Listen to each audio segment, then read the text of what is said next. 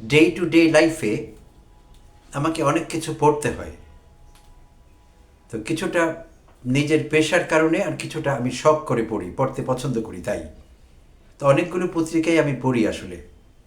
তো বিভিন্ন পত্রিকা আমি বিভিন্ন সময়ে পছন্দের অনেক কিছু পেয়ে যাই, যেমন একটি নিবন্ধ বা কারো সমাজ মাধ্যমে প্রকাশিত কারো পোস্ট বা অন্য কিছু আমার পছন্দ হয়ে গেলে আমি সেইটি নিজে তো পড়ি, আমি আমার প্রিয়জনদের সঙ্গে শেয়ার করতে পছন্দ করি। আমি চাই আমি যে বিষয়টি উপভোগ করেছি, নতুন কিছু জানতে পেরেছি, আমার প্রিয়জনেরাও সেটি করুন বা ওইভাবে বিষয়টি উপভোগ করুন। সেই চাওয়া থেকে আমি অনেক সময় আমার ইউটিউব চ্যানেলে যারা সাবস্ক্রাইবার্স আছেন তারাও আমার প্রিয়জন আমি মনে করি, তাদের সঙ্গে আমি অনেক কিছু শেয়ার করি। তখন আমার নিজের বক্তব্য বেশি থাকে না।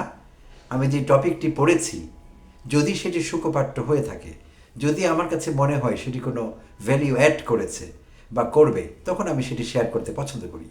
তো আজকেও আমি একটি আমার দেশ পত্রিকায় প্রকাশিত মন্তব্য প্রতিবেদন আপনাদের সঙ্গে শেয়ার করব, যা আমি পড়েছি এবং আমার কাছে মনে হয়েছে বেশ সুখপাঠ্য। যারা রাজনীতি সচেতন বাংলাদেশের, যারা রাজনীতি সম্পর্কে জানতে পছন্দ করেন, রাজনীতির অতীত বর্তমান ভবিষ্যৎ সম্পর্কে ভাবেন, চিন্তা করেন, বিশ্লেষণ করেন, তাদের জন্য চমৎকার হবে এই মন্তব্য প্রতিবেদনটি আমি বিশ্বাস করি। I found it quite insightful, আমার কাছে খুবই ভালো লেগেছে। সো আমি আপনাদের সঙ্গে শেয়ার করতে যাচ্ছি। আর আরেকটি বিষয় হলো, এখনকার সময় কোনো কিছু মনোযোগ দিয়ে পড়া, আমরা একটি ডিজিটাল টাইমে বাস করছি। এই সময় মনোযোগ ধরে রেখে কোনো কিছু পড়া, একটি নিবন্ধ, একটি প্রবন্ধ, সংবাদপত্রে প্রকাশিত কলাম, এটি বেশ ধৈর্য সাপেক্ষ এবং অনেকেরই সেই ধৈর্যটি অনেক সময় থাকে না। তো প্রিয় দর্শক, আমি আপনাদের অনুরোধ করব, এখানে দেখতেও হবে না, যদি আপনি কষ্ট করে শুধু আমার সঙ্গে থাকেন, কান খোলা রাখতে হবে। আমি চেষ্টা করব, যেহেতু এটি সুখপাঠ্য, আমি চেষ্টা করব সুখশ্রাব্য করে তুলতে। যতটুকু সম্ভব আমি যখন পড়ব আমার সাধ্যমতো সুখশ্রাব্য করবার চেষ্টা করব। তাহলে শুরু করি সুখপাঠ্য একটি মন্তব্য প্রতিবেদন, আর আমি চেষ্টা করব সুখশ্রাব্য করতে আপনাদের জন্য। শুরু করা যাক।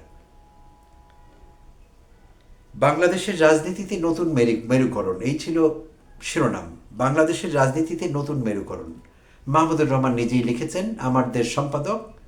মাহমুদুর রহমানের পরিচয় আমি আপনাদের দিতে চাই না, আপনারা জানেন তিনি কে। তো শুরু করি। 1991 সালের কথা। জেনারেল এরশাদের স্বৈরাচারী সরকারের পতনের পর একটি অবাধ ও নিরপেক্ষ নির্বাচনের জন্য জাতি উন্মুখ হয়ে আছে। আওয়ামী শিবিরের নির্বাচনের অনেক আগে থেকেই বিজয়ের উল্লাস চলছে। আওয়ামী শিবিরের নির্বাচনের অনেক আগে থেকেই বিজয়ের উল্লাস চলছে, এমনকি মন্ত্রিসভা পর্যন্ত গঠন করা হয়ে গেছে। আজন্ম আত্মম্ভরী ও বেজায় মুখরা শেখ হাসিনা ভারতের এক পত্রিকার সঙ্গে সাক্ষাৎকারে নিজেকে পরবর্তী প্রধানমন্ত্রী দাবি করে বললেন, নির্বাচনে বিএনপি সর্বোচ্চ 10টি আসন পেতে পারে এবং এরশাদের জাতীয় পার্টির সংসদে বিরোধী দল হতে যাচ্ছে। ঢাকার ভারতীয় দূতাবাস নির্বাচনের অনেক আগে থেকেই দিল্লিতে সংবাদ জানিয়ে বসে আছে যে আওয়ামী লীগ 2/3 আসনে জয়লাভ করে সরকার গঠন করবে। সব রাজনৈতিক পণ্ডিতকে ভুল প্রমাণিত করে সেই সময় ভারত বিরোধী ও ইসলামপন্থী তকমা লাগানো শহীদ জিয়ার বিএনপি 147 আসন পেয়ে জামাতে ইসলামের সমর্থনে সরকার গঠন করলে বেগম খালেদা জিয়া বাংলাদেশের প্রথম এবং মুসলিম বিশ্বের দ্বিতীয় মহিলা প্রধানমন্ত্রী হন। বিপরীতে আওয়ামী লীগ 89টি আসনে জয়লাভ করে। শেখ হাসিনার গালে রাজনৈতিক চপেটাঘাত শুধু তার দলের পরাজয়ের মধ্যে সীমাবদ্ধ থাকেনি। তিনি নিজে ঢাকার 2 আসন থেকে নির্বাচনে দাঁড়িয়ে সাদেক হোসেন খোকা এবং মেজর অবসরপ্রাপ্ত মান্নানের কাছে বিপুল ভোটের ব্যবধানে ধরাশায়ী হলেন। ঢাকার রাজনীতিতে সাদেক হোসেন খোকা পরিচিত মুখ হলেও গার্মেন্ট ব্যবসায়ী মেজর মান্নানকে তখন তেমন কেউ চিনতেন না। শেখ পরিবারের জমিদারি গোপালগঞ্জের একটি আসন থেকে জিততে না পারলে শেখ হাসিনা সেবার সংসদেই যেতে পারতেন না, হয়তো তার রাজনৈতিক জীবনেরও ইতি হয়ে যেত। নির্বাচনে অপ্রত্যাশিত ফলাফল দেখে ভারতের তৎকালীন হাই কমিশনার কৃষ্ণান শ্রীনিবাসন নিজেই স্বীকার করলেন, ভারতের মুখে পচা ডিম পড়েছে।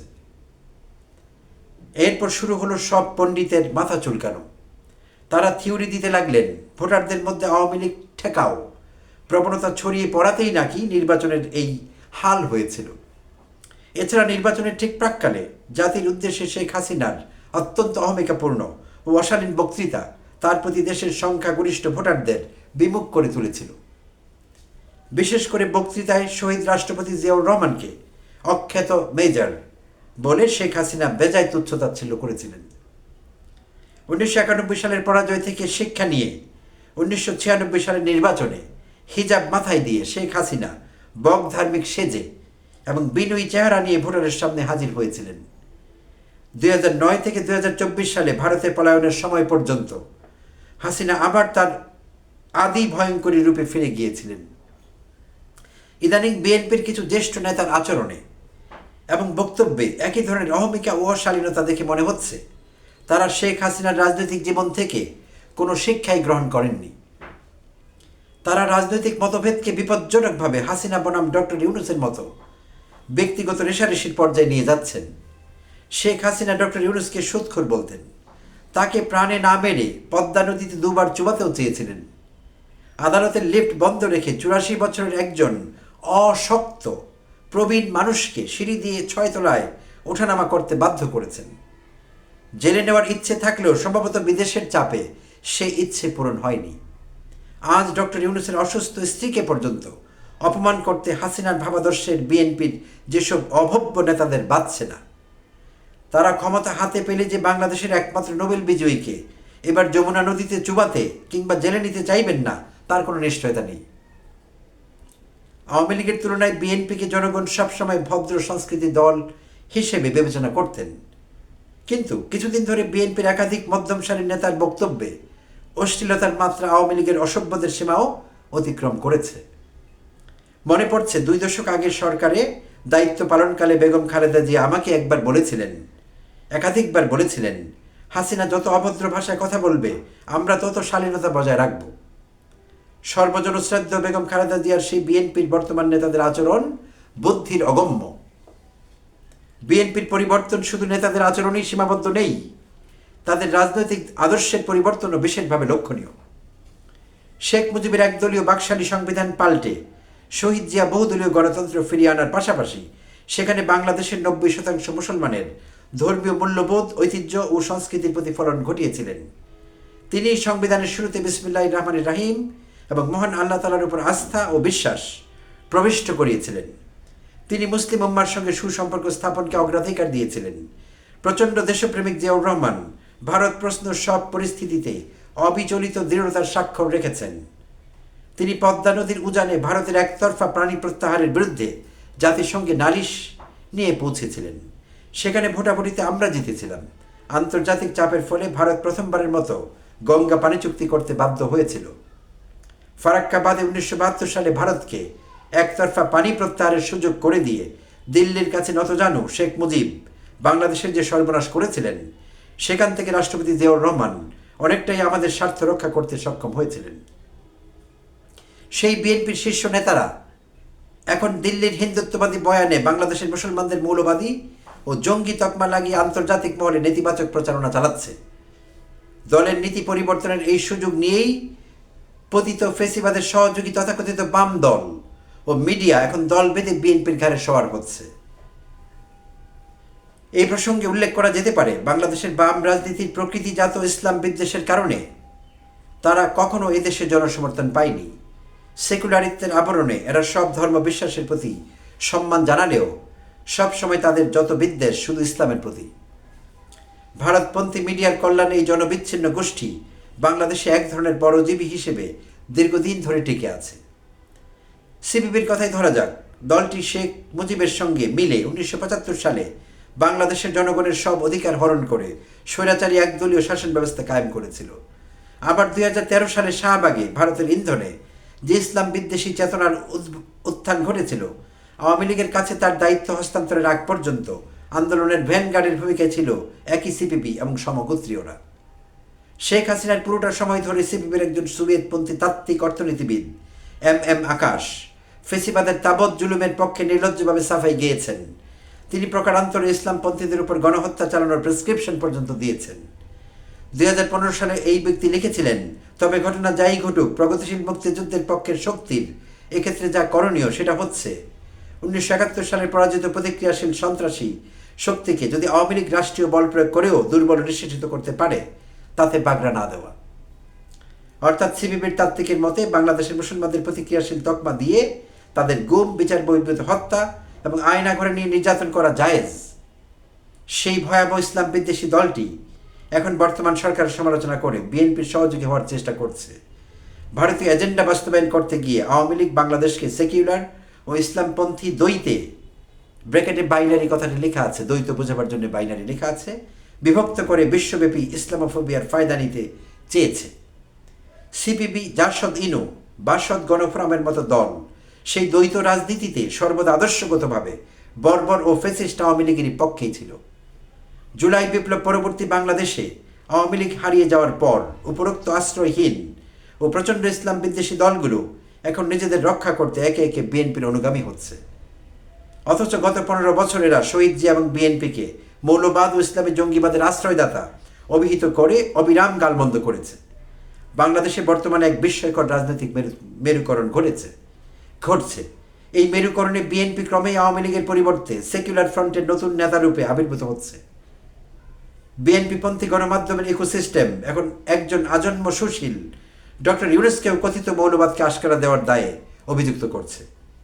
উপরোক্ত ইকোসিস্টেমে শাহবাগের অ্যাক্টিভিস্ট ও সমর্থকরা দলে দলে যোগদান করছে। এদিকে বিএনপির কোনো নেতা কথিত ইসলামী মৌলবাদের আশ্রয়দাতা ও ডক্টর ইউনূসের ঈমান ও আকীদা নিয়েও প্রশ্ন তুলতে দ্বিধা করছেন না। এই নেতাদের মধ্যে অনেকেই আমার সঙ্গে কিছু সময় জেলখানায় কাটিয়েছেন। ফেলাসি হলো, যারা আজ ইউনূসের ঈমান ও আকীদা নিয়ে প্রশ্ন তুলছেন তাদের মধ্যে অনেককে আমি কখনো নামাজ পড়তে দেখিনি। বন্দি জীবনে আমরা যখন 5 ওয়াক্ত জামাতে নামাজ পড়তাম, এই বিএনপি নেতারা তখন যার যার সেলে শুয়ে বসে সময় কাটাতেন। কোনো ব্যক্তি সম্পর্কে মন্তব্য করবার আগে সবারই সম্ভবত আয়নায় নিজের চেহারাটা দেখা উচিত। নামাজ পড়া অথবা না পড়া যার যার ব্যক্তিগত ব্যাপার, কিন্তু নিজ ধর্ম পালন না করে অন্যের ঈমান ও আকীদা সম্পর্কে প্রশ্ন তোলা রাজনৈতিক ভণ্ডামি ছাড়া আর কিছুই নয়। মোদ্দা কথা, সেকুলার ও ইসলামপন্থীরা যে লড়াইয়ের মধ্যে শেখ হাসিনা বাংলাদেশকে নিক্ষেপ করেছিলেন, অবস্থা দৃষ্টে মনে হচ্ছে সেখান থেকে এই দেশের জনগণের সহসা মুক্তি মিলছে না। বাংলাদেশে 1991, 96, 2001 সালে সবচেয়ে গ্রহণযোগ্য নিরপেক্ষ নির্বাচন হয়েছে। 3টি নির্বাচনে আওয়ামী লীগ ও বিএনপি যথাক্রমে মোটা দাগে ভারতপন্থী সেকুলার ও বাম সমন্বয়ের মোর্চা এবং বাংলাদেশি জাতীয়তাবাদপন্থী এবং ইসলামিক মোর্চার নেতৃত্ব দিয়েছে। 3 নির্বাচনের মধ্যে 2টিতে বিএনপি এবং 1টিতে আওয়ামী লীগ বিজয়ী হয়েছিল। আগামী নির্বাচনে আমরা এক অজানা অধ্যায়ে প্রবেশ করতে যাচ্ছি। এখানে বিএনপির রাজনৈতিক অবয়বের বৈপ্লবিক পরিবর্তন ঘটতে চলেছে বলেই এখন পর্যন্ত প্রতীয়মান হচ্ছে।